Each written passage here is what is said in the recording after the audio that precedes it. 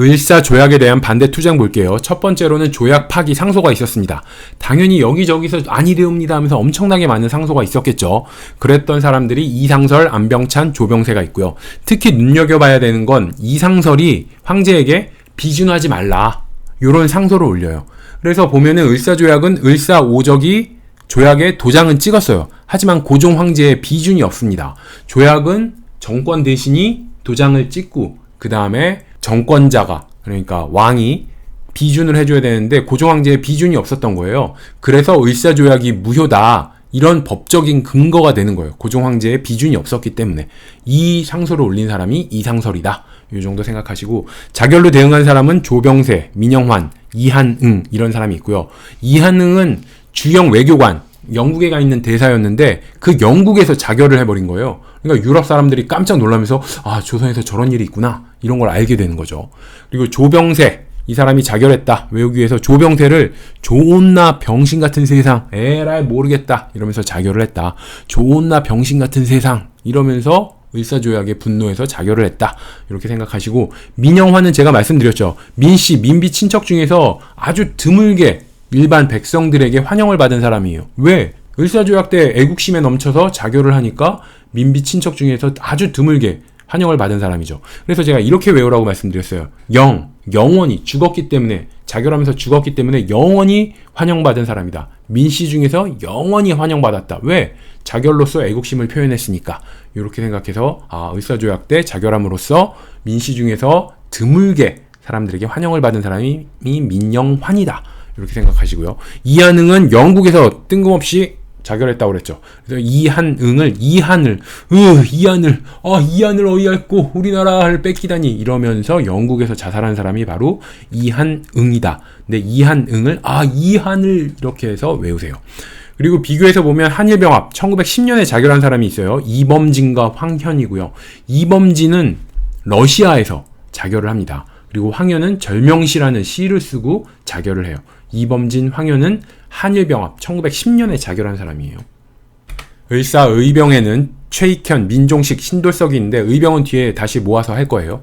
그리고 을사오적 암살단에 나철과 오기오가 있습니다. 나철, 오기오, 오적 암살단, 이걸 외워야겠죠. 그래서 요렇게 외울게요. 이 나철과 오기오가 을사오적을 죽이기 위해서 이들을 죽이려면 어떻게 해야 돼요? 몰래 기다리면서 잠복하고 있겠죠. 그러면서 망보는 사람한테 물어보는 거예요. 야, 을사오적 오냐? 이렇게 망보는 사람한테 야, 을사오적 오냐? 이렇게 물어보는 거예요. 을사오적을 죽이기 위해서 몰래 잠복해서 망보는 사람에게 야, 을사오적 오냐? 여기서 이 오냐가 오기오, 나철, 이렇게 외우시면 돼요.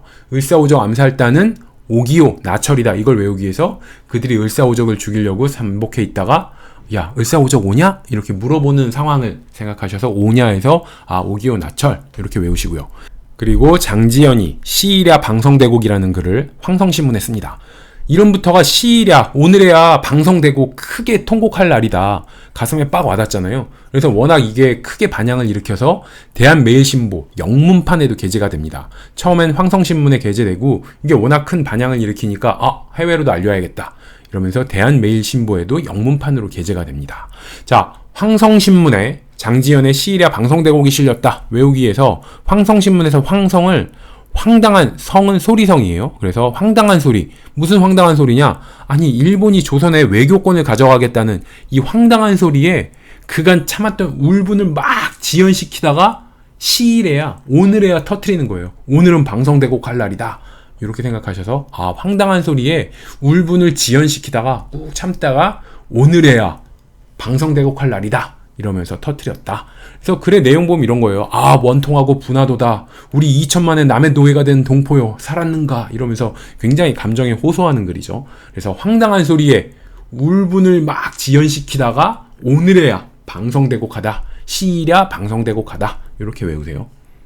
을사조약 체결 이후 1905년 12월 고종은 미 대통령에게 특사 헐버트를 파견을 해요. 왜? 조미수호 조약에는 거중조정이라는 게 있어서 한 나라가 힘들면은 다른 나라는 중간에 서서 조정해준다, 이런 조항이 있어서 미국에게 야, 우리 일본과 조선 사이 좀 조정 좀 해줘 했으나 미국과 일본 사이에 이미 가스라 테프트 밀약이라는 걸 맺었기 때문에 미국은 고종의 요청을 당연히 모른 척하는 거죠. 이게 일본이 삼국 간섭으로 한번 당했잖아요. 그래서 일본이 조선을 먹으려면 열강의 협조가 필요하구나. 이걸 깨달은 거예요. 삼국 간섭에서. 그래서 을사조약 하기 전에 이미 주변국을 싹 구워 삶은 거예요. 청나라와 러시아는 전쟁으로 제꼈죠. 그리고 강대국인 영국과 미국과는 가스라 테프트 밀약, 영국과는 영일 동맹을 맺음으로써 어떤 기반을 닦아놓은 거죠. 그리고 1907년에 고종은 만국평화회의가 열리는 헤이그에 특사를 극비리에 파견을 합니다. 그래서 헐버트와 이준, 이상설, 이휘종 이렇게 세 사람을 파견을 해요. 일단 헐버다 비슷하죠. 그래서 헐벗은 조선을 위해서 엄청나게 애쓴 인물이에요. 그리고 결국 죽어서 조선 땅에 묻힌 사람이고요. 그래서 헐버트 하면 헐벗은 조선을 위해서 굉장히 애쓴 사람. 그래서 만국평화회의에 고종이 헐버트를 보내죠. 특사로. 그리고 이 헐버트와 함께 보낸 세 사람 외워야겠죠. 이준, 이상설, 이휘종이에요. 다 이시죠. 이렇게 생각할게요. 헤이그에 특사를 파견하는 건 굉장히 극비리에 보내야 돼요. 그럼 믿을 만한 사람이 누굴까? 고종이 이시죠. 이시조선이니까. 그래서 나랑 같은 성씨인 사람, 믿을 만한 극비리에 보안이 유지되는, 그래서 이씨 3명을 보냈다. 이렇게 생각하시고, 이 세 사람이 누구냐? 첫 번째가 이준이에요. 근데 이준이라는 사람은 헤이그에서 병에 걸려서 죽어요. 근데 이게 또 어떻게 이야기가 와전되냐? 이 이준이 헤이그 이 회의장에 들어가지 못하니까 칼로 자기 배를 갈라서 자기 내장을 회의장에 집어 던졌다. 이런 이가 예전에는 교과서에 실렸어요. 그래서 굉장히 충격적인 얘기잖아요.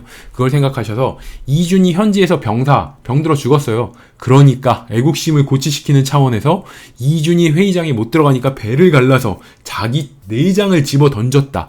이런 충격적인 이야기가 전해졌다. 이런 스토리를 생각하셔서 이준, 헤이그 특사 이렇게 생각을 하세요.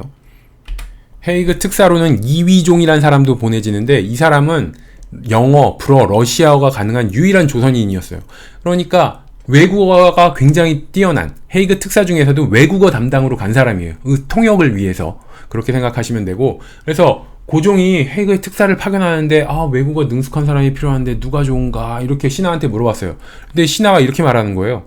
조선인 통틀어서 이휘종이 이휘조, 외국어 실력은 이휘종이 이휘조. 그래? 이휘란 말이야? 그러면서 그럼 그 사람 보내야지 해서 이휘종이 외국어 실력 2위였기 때문에 헤이그 특사로 갔다. 이렇게 생각해서 외우세요. 그리고 이상설, 이 사람은 이 헤이그 특사 일행의 대표예요. 대빵이었어요.